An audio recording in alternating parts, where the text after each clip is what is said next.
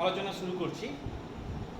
প্রথমেই আমরা আজকে শুরু করবো যেটা দিয়ে, সেটা হচ্ছে দ্রবণের শ্রেণী বিভাগ। মানে আমরা যেটা বলতে চাইছি, আমি যেটা বলতে চাইছি যে দ্রবণকে ক ভাগে ভাগ করা যায়। তুমি মনে রাখবে 3 ধরনের দ্রবণ। একটাকে বলা হয় অসম্পৃক্ত দ্রবণ, অসম্পৃক্ত দ্রবণ। আরেকটাকে বলা হয় সম্পৃক্ত দ্রবণ, আরেকটাকে বলা হয় অতিপৃক্ত দ্রবণ। তাহলে আমরা পেলাম যে দ্রবণকে 3টে ভাগে ভাগ করা যায়: অসম্পৃক্ত, সম্পৃক্ত আর অতিপৃক্ত। তাহলে আমাকে বুঝতে হবে কখন অসম্পৃক্ত, কখন সম্পৃক্ত আর কখন অতিপৃক্ত। তো আমি একটা সিম্পল উদাহরণ দিই, যে তোমাকে একটা ধারণা দিই দ্রবণ কিভাবে হয়। মনে করো তুমি চিনি আর জলের দ্রবণ করতে চাইছো। তুমি কি করলে, একটা পাত্রে বা একটা বিকারে বেশ কিছু পরিমাণ জল নিলে, সেখানে মনে করো 1 চামচ চিনি ঢেলে দিলে। তারপর সেটাকে আস্তে আস্তে আস্তে আস্তে চামচ দিয়ে নাড়লে, দেখবে দেখা গেল যে চিনিটা গলে গেল। তুমি কি করলে, তারপর আরেক চামচ চিনি দিলে, আবার তুমি নাড়লে, দেখা যাবে চিনিটা আবার গলে গেল। এভাবে যদি ক্রমাগত একটু একটু করে তুমি চিনি দিতে থাকো, তাহলে একটা সময় পর দেখা যাবে ওই চিনিটা কিন্তু আর ওই দ্রবণের মধ্যে গুলছে না। কি হচ্ছে, দ্রবণের নিচের দিকে চিনিটা আস্তে আস্তে আস্তে আস্তে থিতিয়ে পড়ছে। ঠিক আছে, এই সম্পর্কে তোমাদের ধারণা আছে। এই ব্যাপারটার উপর নির্ভর করে আমরা দ্রবণটাকে শ্রেণীবিভাগ করে থাকি। কিরকম, আমি একটু উদাহরণ দিয়ে বলি। মনে করো তুমি 100 ml জল নিয়েছো। তো পরীক্ষা করে দেখা গেছে, সাপোজ আমি ধরে নিলাম যে এখানে 30 গ্রাম পর্যন্ত চিনি দিলে গুলে যায়। 100 গ্রাম জল নিয়ে 100 ml জল নিয়েছি, 30 গ্রাম পর্যন্ত চিনি নিলে পুরোপুরি গুলে যায়। যখনই 31 গ্রাম চিনি দেবো আর গুলবে না। এটা আমাদের মনে করো জেনে নিয়েছি, সাপোজ জানা জিনিস আছে। তো তাহলে এবার মনে করো একটা পাত্রে একই রকম ভাবে 100 ml জল নিলাম, 3টে পাত্র নিলাম। এখানে 100 ml জল নিলাম, আরেকটা পাত্র নিলাম, 100 ml করে জল নিলাম প্রত্যেকটাতে। যদি 30 গ্রামের থেকে কম চিনি থাকে, লেস দেন 30 গ্রাম হয় চিনির পরিমাণটা, তাহলে সেক্ষেত্রে সেই দ্রবণটাকে আমি বলবো অসম্পৃক্ত দ্রবণ। যদি 30 গ্রাম চিনি থাকে ইকুয়াল টু, তাহলে সেটাকে আমি বলবো সম্পৃক্ত দ্রবণ। আর যদি দ্রবণে 30 গ্রামের বেশি চিনি থাকে, 30 একটা নাম্বার, তুমি 30 না বলে 20 বলেও ভাবতে পারো, 15 বলেও ভাবতে পারো। যদি ওই নির্দিষ্ট পরিমাণের বেশি দ্রবীভূত থাকে, তাহলে সেটাকে আমরা বলবো অতিপৃক্ত দ্রবণ। আচ্ছা, এবার সংজ্ঞা দেওয়ার আগে বলে রাখি, এই সব সংজ্ঞাগুলো দেওয়ার আগে কিন্তু উষ্ণতার ব্যাপারটা খুব ইম্পর্টেন্ট। তার মানে উষ্ণতাটা আমাকে উল্লেখ করতে হবে প্রত্যেকটার সংজ্ঞা। তাহলে আমি অসম্পৃক্ত দ্রবণ কাকে বলবো? আমরা এভাবে বলবো, কোনো নির্দিষ্ট উষ্ণতায় কোনো দ্রবণে যদি আরো দ্রাবক যোগ করা যায়, তাহলে সেই দ্রবণকে অসম্পৃক্ত দ্রবণ। দেখো কি বললাম, 30 গ্রাম পর্যন্ত নিতে পারে। তাহলে যদি 30 গ্রামের কম থাকে, সাপোজ যদি 10 গ্রাম থাকে, তার মানে কি আমি আরো চিনি যদি যোগ করি দ্রবীভূত হবে। তার মানে কি আরো দ্রাবক আমি যোগ করতে পারি, তাহলে সেটা হয়ে গেল অসম্পৃক্ত। আর সম্পৃক্ত দ্রবণ কাকে বলবো? কোনো নির্দিষ্ট উষ্ণতায় কোনো দ্রবণে সর্বোচ্চ পরিমাণ দ্রাবক যদি দ্রবীভূত থাকে, তাহলে সেই দ্রবণকে ওই উষ্ণতায় সম্পৃক্ত দ্রবণ বলে। মানে যেটুকু বা যে পর্যন্ত তুমি দিতে পারো, সেই ম্যাক্সিমাম পরিমাণটা যদি দ্রবণের মধ্যে মিশে থাকে, তাহলে সেটাকে আমি বলবো সম্পৃক্ত। আর যদি ওই নির্দিষ্ট পরিমাণের বেশি থাকে, তাহলে সেক্ষেত্রে সেটা হলো অতিপৃক্ত। তাহলে কোনো একটা নির্দিষ্ট উষ্ণতায় কোনো দ্রবণে সর্বোচ্চ যে পরিমাণ দ্রাবক দ্রবীভূত থাকতে পারে, তার থেকে বেশি পরিমাণ দ্রাবক যদি দ্রবীভূত থাকে, তাহলে আমি সেই দ্রবণকে ওই উষ্ণতায় অতিপৃক্ত দ্রবণ বলবো। বলে রাখি, এই যে এটা হচ্ছে একটা স্পেশাল টাইপের, মানে এটা কিন্তু মনে রাখবে এটা হচ্ছে অস্থায়ী, ভীষণ অস্থায়ী দ্রবণ।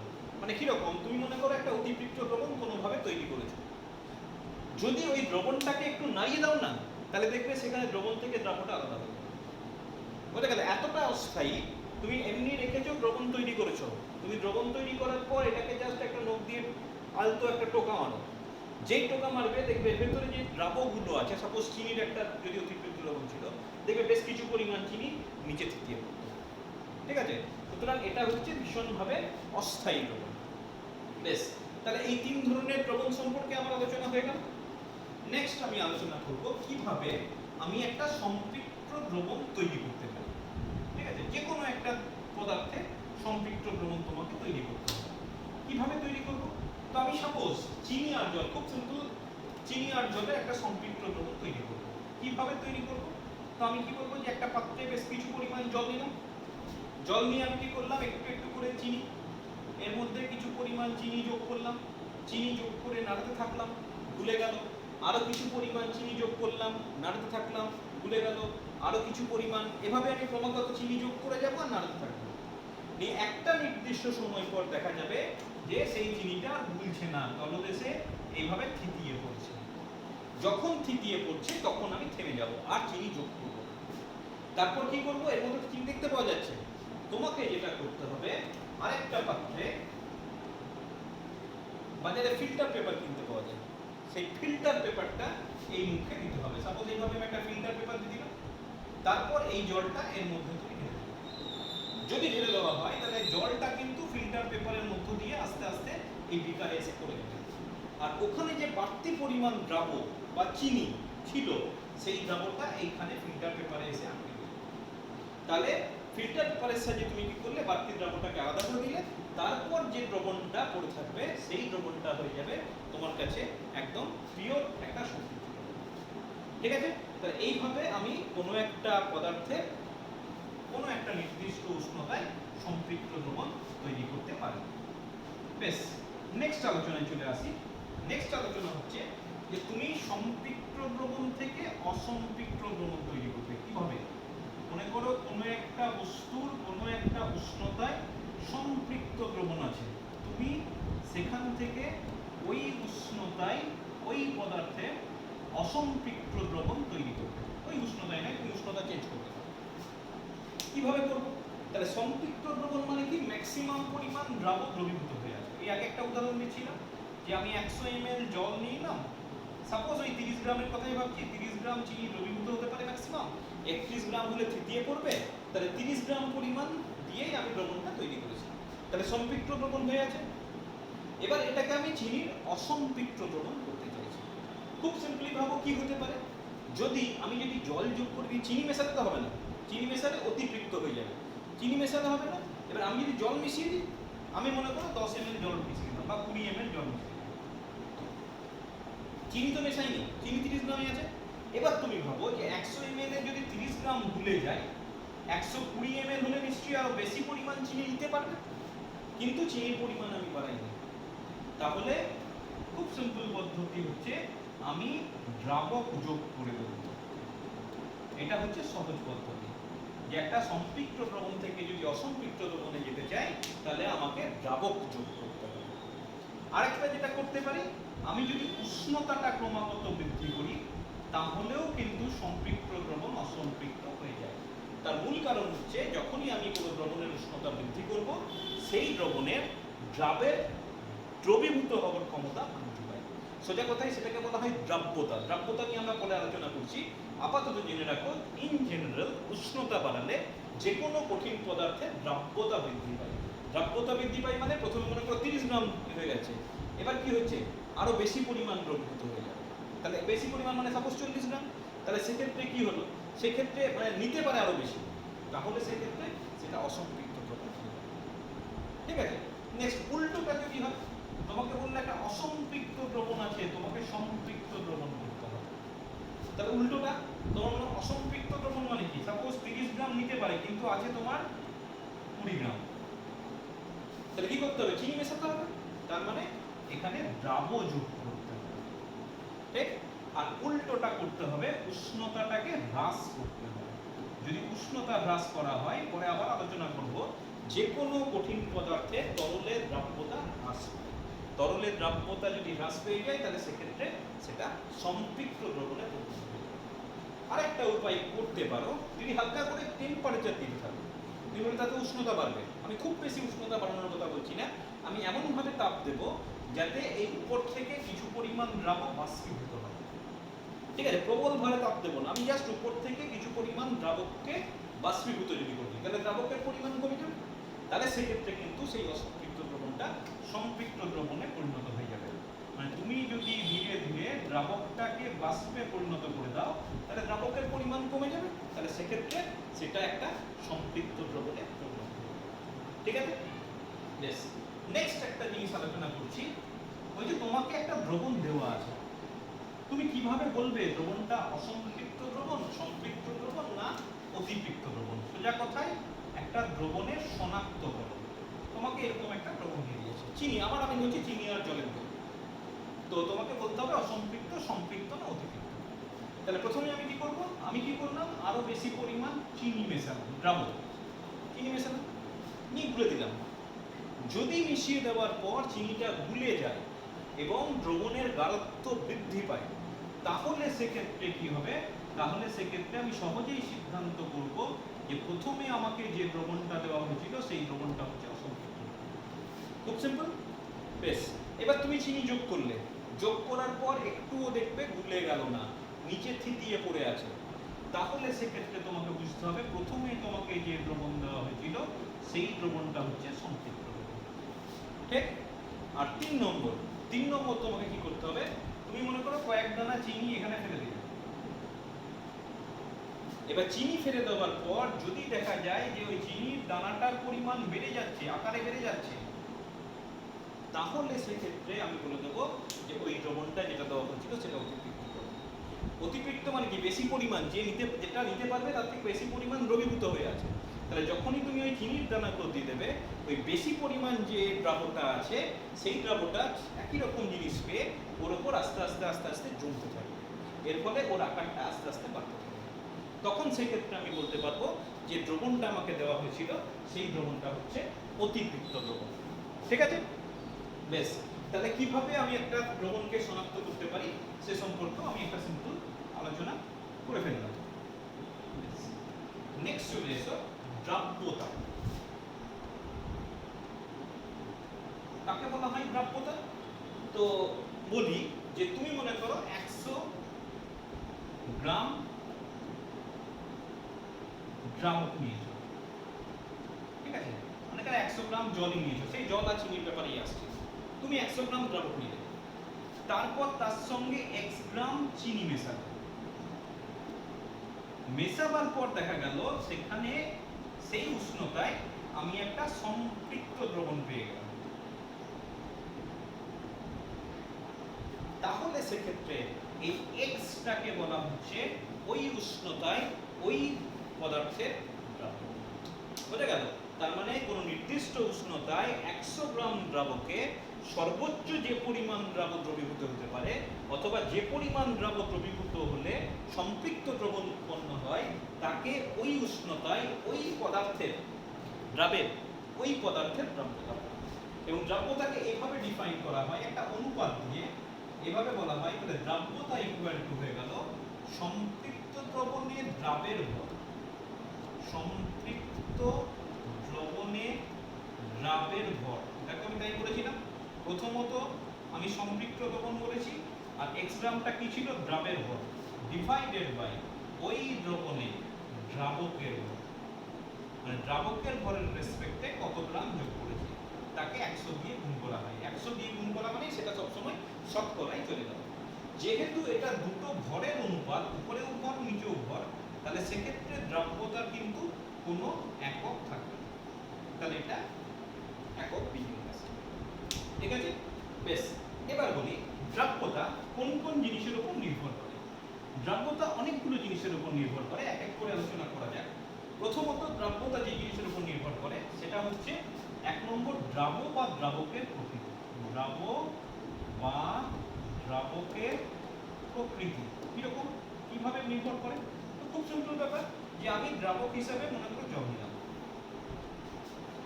যদি জলের সঙ্গে যদি আমি চিনি মেশাই, তাহলে দেখা যাবে মনে করো 100 গ্রাম জল নিয়েছি, দেখা গেল 100 গ্রাম জলে 30 গ্রাম চিনি মেশালাম, সম্পৃক্ত দ্রবণ হবে। যদি আমি নুন নিই, তাহলে কি 30 গ্রাম নুন মেশালেই সম্পৃক্ত দ্রবণ হবে? তার তো কোনো মানে নেই। দেখা যাবে সাপোজ হয়ে গেল, দেখা গেল 40 গ্রাম। তার মানে যখনই আমি দ্রাব চেঞ্জ করে দিলাম, দেখা গেল পরিমাণটা পাল্টে গেল, তার মানে দ্রাব্যতাটা পাল্টে গেল, তাই না? তাহলে একটা নির্দিষ্ট দ্রাবকের জন্য দুটো ভিন্ন দ্রাবের দ্রাব্যতা কিন্তু আলাদা। আবার একই রকম ভাবে লবণ নিলে, জলের দ্রাব্যতা বললে সাপোজ 40, তুমি সাপোজ কেরোসিন নিলে, দেখা গেল কেরোসিনে 100 গ্রাম দিলে তবে হয় সমপরিমাণে, তাহলে সেক্ষেত্রে দ্রাব্যতা কিন্তু পরিবর্তন হবে। সুতরাং দ্রাব্য এবং দ্রাবকের প্রকৃতির উপর দ্রাব্যতা ভীষণভাবে নির্ভরশীল। আচ্ছা, 2 নম্বর বলি উষ্ণতা। উষ্ণতার উপর যে কোনো পদার্থের দ্রাব্যতা কিন্তু নির্ভর করে, বিশেষ করে কঠিন পদার্থের, মানে কঠিন আর তরলের যদি দ্রবণ তৈরি করো, তাহলে সেক্ষেত্রে উষ্ণতার উপর দ্রাব্যতা ভীষণভাবে নির্ভর করে। কিভাবে নির্ভর করে একটু আলোচনা করে। তো ইন জেনারেল যদি আমি কঠিন দ্রাবণী, কঠিন দ্রাবক সেটা যদি আমি একটা তরল দ্রাবকে ডোবাই, তাহলে সেক্ষেত্রে দেখা গেছে এইভাবে একটা দ্রবণ তৈরি করলাম, তাহলে দেখা গেছে উষ্ণতা যদি বৃদ্ধি পায়, তাহলে সেক্ষেত্রে উষ্ণতা বৃদ্ধি পেলে দ্রাব্যতা বৃদ্ধি পায়, এবং অবভিয়াসলি উষ্ণতা হ্রাস পেলে দ্রাব্যতা হ্রাস পায়। যেমন একটা খুব জেনারেল এক্সাম্পল দিয়ে দিই, যেমন নাইট্রিক KNO3 নাইট্রার বলা হয়, অথবা তুমি বলতে পারো পটাশিয়াম নাইট্রেট হলো ক্যালসিয়াম নাইট্রেট। এই ধরনের লবণগুলোর ক্ষেত্রে উষ্ণতা বাড়ালে, যত উষ্ণতা বাড়াবে তত দ্রাব্যতা বেড়ে যাবে।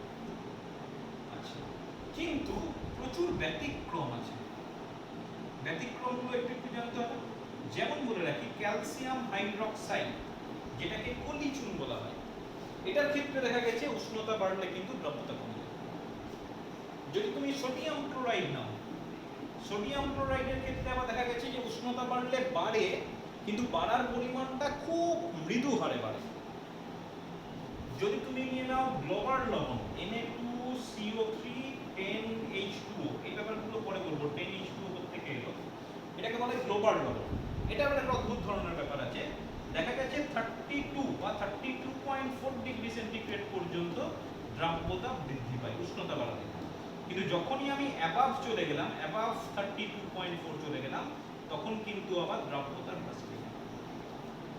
মানে সেগুলোকে যদি আমি একটা গ্রাফের সাহায্যে প্লট করি, কিরকম দেখতে লাগবে দেখো, যে ইন জেনারেল যেগুলো বৃদ্ধি পায় সেগুলো কিভাবে বৃদ্ধি পায়, আর যেগুলো ব্যতিক্রম সেগুলো কিরকম ব্যতিক্রম।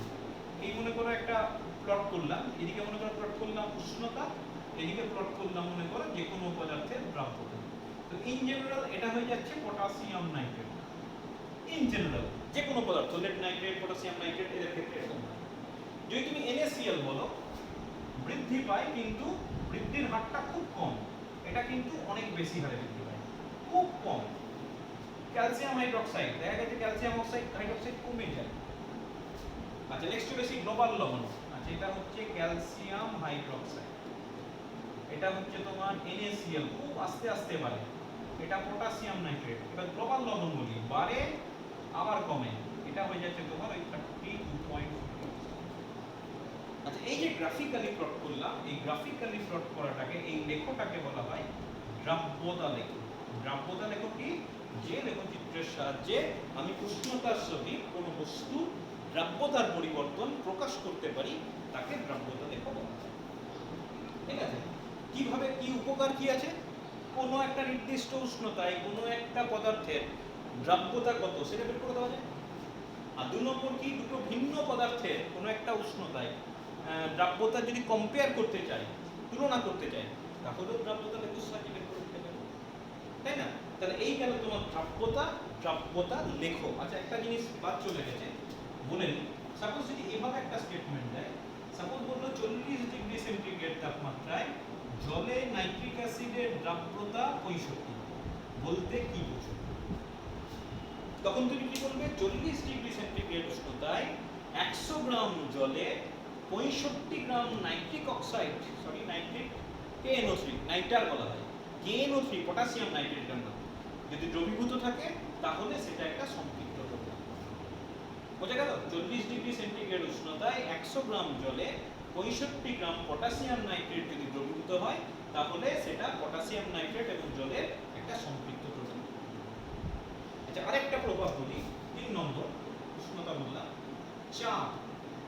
তো বলে রাখি কঠিন বা তরলের ক্ষেত্রে, তরল দ্রাবকের ক্ষেত্রে যদি তুমি সেটাকে তরলে মিশাও, তাহলে সেক্ষেত্রে চাপের কোনো প্রভাব নেই। কঠিন বা তরল দ্রাবের ক্ষেত্রে কিন্তু চাপের ক্ষেত্রে বা চাপ পরিবর্তন করলে দ্রাব্যতার সেই হিসাবে কোনো পরিবর্তন হয় না। কিন্তু যদি গ্যাসীয় পদার্থের কথা ভাবো, মানে কোনো গ্যাস কোনো একটা তরলের মধ্যে ডুবিয়ে যদি দ্রবণ তৈরি করা হয়, তাহলে কিন্তু চাপের একটা প্রভাব আছে। এবং দেখা গেছে চাপ বাড়ালে দ্রাব্যতা বাড়ে, চাপ কমালে দ্রাব্যতা কমে যায়।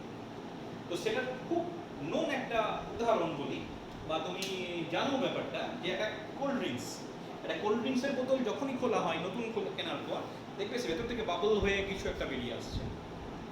সেটাকে তুমি কিভাবে ব্যাখ্যা করবে? তখন তোমাকে বলতে হবে ওই যে আমি কোল্ড ড্রিঙ্কস কথা বলছি, বা পরীক্ষায় কোল্ড ড্রিঙ্কস না হয়ে সোডা ওয়াটার হিসেবে দিতে পারে।